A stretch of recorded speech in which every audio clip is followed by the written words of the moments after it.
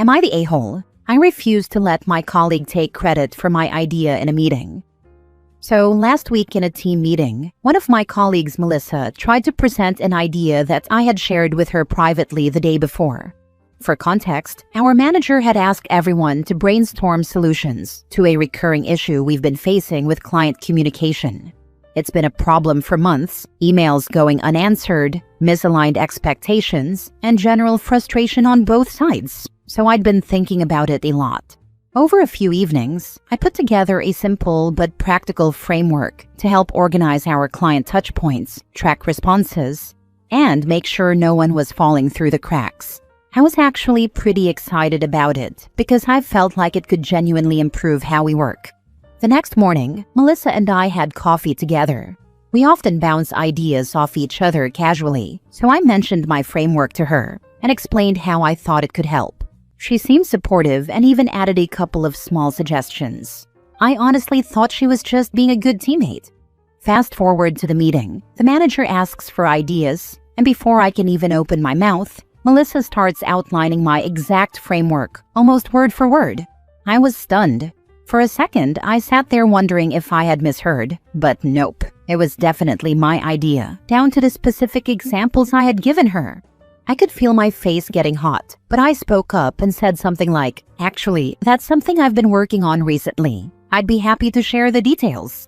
The room got quiet for a moment, and it felt awkward. Melissa gave me this sharp look but stopped talking, and my manager encouraged me to go ahead and present what I had. I walked everyone through the framework, and they seemed to like it. After the meeting, Melissa pulled me aside and told me I embarrassed her and made her look bad in front of the team. She said I should have just let her finish and that it wasn't a big deal because we're all on the same side, and credit doesn't really matter as long as the team succeeds. But the thing is, it does matter, especially because this isn't the first time I've seen her present other people's ideas as her own. It was just the first time she did it to me directly. Now I'm stuck wondering if I came across as petty or confrontational for speaking up in the moment. Am I the a-hole for not letting my colleague take credit for my idea? Now for the top comments. Credit does matter. End of story. Bet she won't do that with you anymore. When you have a voice and are willing to deliver a slap of embarrassment publicly, this sort of BS quickly stops, and then others start to clue in. Afterward, Melissa told me I embarrassed her and made her look bad in front of the team. Yes, that is because she doesn't know how to work in a team. She did it to herself, not the a-hole. That's how I feel too. I didn't want to embarrass her, but she really put herself in that position by trying to take credit in the first place. I'd rather deal with a little awkwardness than let people think my work belongs to someone else. Hopefully this sets a boundary going forward. Not the a-hole. She was embarrassed because you called her out for stealing. If credit didn't matter, it wouldn't have mattered that you explained it or that they found out she wasn't the one who had the idea. Time to stop sharing your ideas with her. What a trifling witch. Thanks. If credit truly didn't matter, then she wouldn't have cared who presented it. The fact that she got upset afterward really showed me she knew what she was doing. I definitely won't be sharing my ideas with her anymore. It's weird as heck she even tried to pass it off like it was hers. You were right there. I would honestly assume she's done this before, both behind people's backs and right in front of them, and counted on people being too polite to call out her BS. Nobody starts out stealing people's ideas for the very first time, right in front of their own damn face in a meeting. Nah, not the a-hole, man. You gotta stand up for yourself, especially in the workplace. Everybody's hustling to get ahead, you know? If your work's being used, you deserve the credit. Simple as that. Suck it up, Melissa. And hey, can't help but think, maybe Mel felt threatened by your big brain moves. Keep doing you, bud. Haha, thanks. I appreciate that. I don't usually like confrontation, but I felt like if I stayed quiet this time, it'd just keep happening. Maybe you're right and she felt threatened, but honestly, I'd rather just be recognized for my own work than get caught up in that kind of office politics. Next story. Am I the a-hole for reporting a teacher who gave my son detention for checking his glucose monitor during a test? So I have a son who is 13 male and has type 1 diabetes. He has a 504 plan on file with a school that explicitly allows him to check his CGM, continuous glucose monitor, and treat lows or highs during instruction, quizzes, and tests. It also allows him to carry fast-acting carbs like glucose tabs or juice boxes with him at all times. This plan isn't just a suggestion, it's a legally binding accommodation to make sure he can safely participate in school. During a math exam last week, his sensor buzzed. He raised his hand and told his teacher, 40s male, that he needed to check his blood sugar. Instead of letting him do so, the teacher told him, "No electronics, period," and instructed him to wait until the end of the test. My son told me he started to feel shaky, and because he knows how quickly things can get dangerous, he quickly glanced at his CGM screen to see his number. At that point, the teacher confiscated the receiver and assigned him detention for using a device during a test. By the time my son got to the nurse, she confirmed he was dropping fast and immediately gave him juice. She also documented the incident and reminded my son that he was absolutely allowed to check his CGM anytime. When I heard about this, I emailed the teacher with a copy of the 504 plan attached, politely reminding him of my son's rights. His response was basically, "Rules have to be consistent, and allowing devices during tests creates the appearance of cheating." That was when I escalated.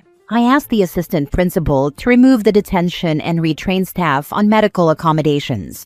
Thankfully, the assistant principal reversed the detention quickly, but the teacher didn't let it go.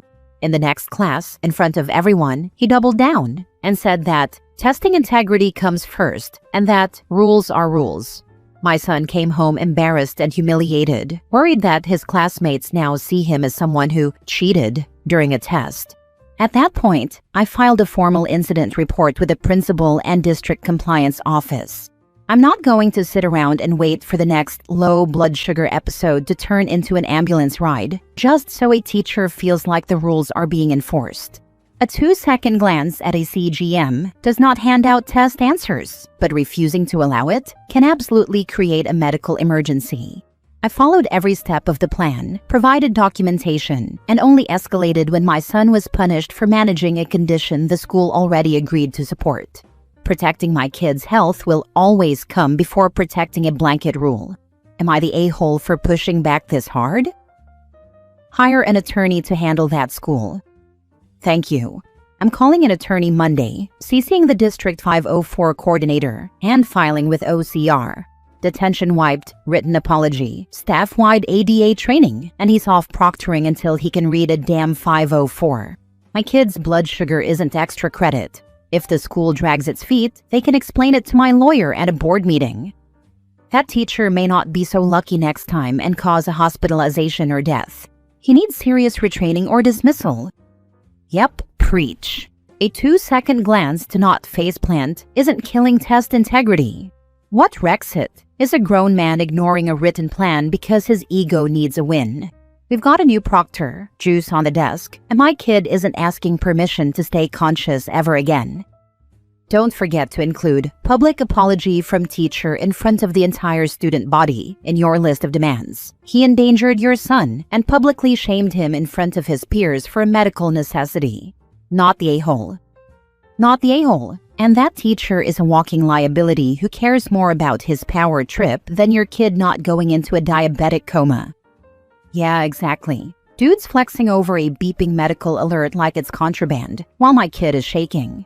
He humiliated my kid in front of the class and acted proud of it. If he needs a power trip so bad, he can go bully a stapler. New proctor, juice on the desk, instructions in giant letters. I'm done babysitting a grown man's feelings while my kid fights his own body. Him confiscating the medical device is a huge issue. Him ignoring your son's medical emergency is also a huge issue.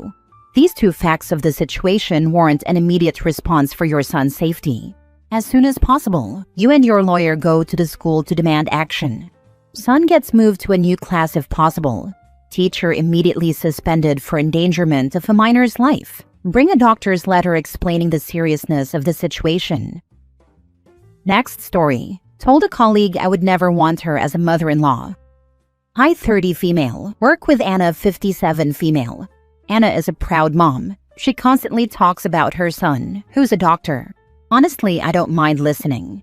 I'm genuinely happy for her and think it's sweet that she's proud of his accomplishments. But over the past few months, she has started trying to get me to go on a date with him. At first, I laughed it off politely and told her I wasn't interested, but she kept bringing it up.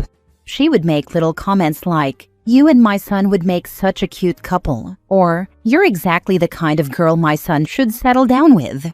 I've tried to be gracious about it, but I've been very clear that I am not interested in being set up with anyone. The last straw for me was when she actually gave my phone number to her son without asking me. I found out when he texted me out of the blue, introducing himself. He wasn't pushy. In fact, he was polite. But I never replied because I felt uncomfortable. I had never given Anna permission to share my number, and it felt like a real overstep.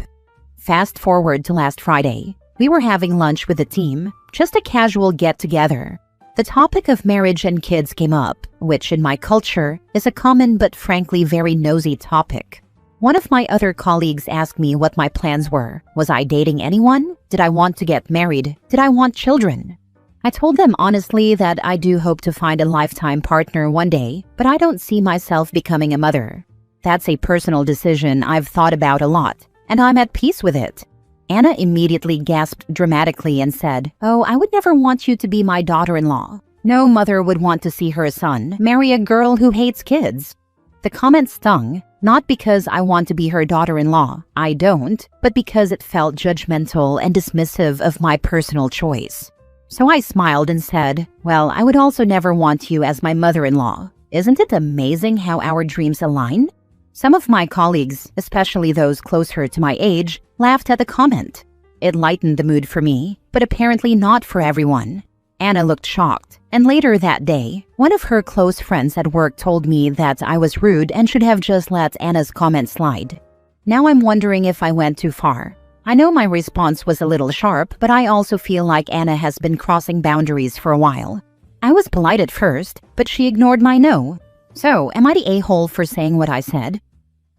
She was rude and shouldn't have made the comment. You matched her energy, as they say. In our culture, it's incredibly rude to talk back to an elderly. Hence, I posted. But yeah, not even my mom cares about me not wanting kids. She'd be happy with grandcats. She's not related to you and your work colleagues, so the whole Asian call everyone aunt or uncle, be polite, etc. needs to be adjusted to workplace norms. And 57 is not elderly. This is the bit I find rude, lol. Since when did "I don't want to be a mother" mean you hate kids? I know, I do love kids, but I want a child-free home. Guess it was a different time for them. Being old doesn't mean you can say what you want. Not the a-hole. Well, she can say what she wants, but not entitled to get it. Initially, she wanted OP as a potential daughter-in-law, so she can say that. Things changed when OP replied as she did, and was equally entitled to say what she does and doesn't want. The colleague sounds like a real Karen. Last story. Am I the a-hole for getting upset that my boyfriend prioritized corporate gossip over me? I, 21 female, pregnant, and my boyfriend, 24 male, were visiting his parents in another city. Yesterday, he suddenly decided we had to drive back home a day earlier because he needed to drop off a paper at his office. I didn't really have a choice. He just said, "We're leaving," and I went along. It was a long drive, and by the time we got back, I was exhausted and had a headache. When we reached his office, he told me to wait in the car because he just had to hand over the paper. I thought it would take 2 minutes. Instead, he left, and then I saw him sitting outside with his co-worker smoking and laughing. He waved at me to come over. I was annoyed because I had told him I wanted to go home and rest, but I had to take our cat, Eloise, out of the car because it was too hot. The first thing everyone did when they saw me was look at my pregnant belly.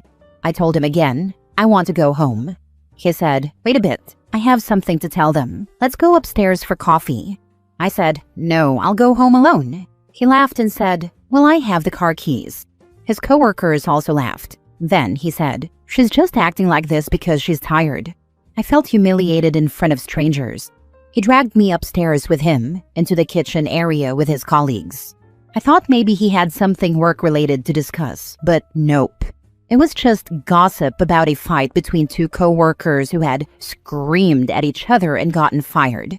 They were reenacting it word for word, and my boyfriend was asking a million questions like, "What did the team lead say?" and "What did you write in the group chat after?"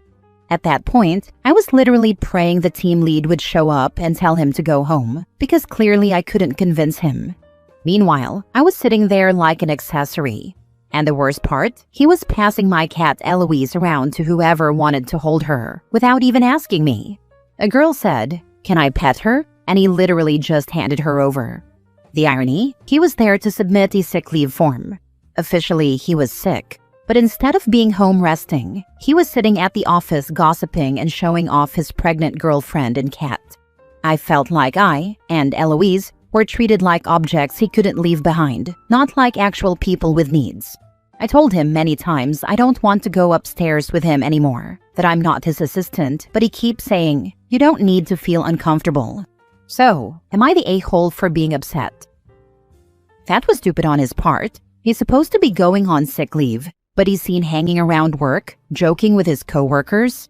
His request for leave could have been denied. He certainly showed no consideration for your feelings. I hope you had a serious discussion about how this made you feel. He owes you an apology. I hope this is just a one-off and not a pattern of his thoughtlessness. Congrats on your upcoming bundle of joy. Depends on what he is on sick leave for. You would be correct if he had the flu. If it was for breaking a leg, you couldn't necessarily do your job, but wouldn't stop you from hanging out with your coworkers gossiping. It depends. There could be liability issues. Must be more serious than the flu. Wouldn't need formal sick leave for that. Perhaps an operation? Would be helpful to know. OP, what is the nature of his sick leave request? And for how long? His sick leave was from Monday to Friday. Today, his dad is a doctor and signed it. I don't know what he wrote though. I think flu. No, not the a-hole. These are very controlling behaviors. By controlling, I mean he refused to give you the car keys, forced you to socialize with his co-workers, and humiliated you in front of his co-workers. He prioritized his own desire to spend time with his co-workers over your discomfort. These are the behaviors of someone who doesn't care about you, and while he might not be abusive now, these behaviors often escalate when you become more locked into a relationship, usually after marriage or having a baby.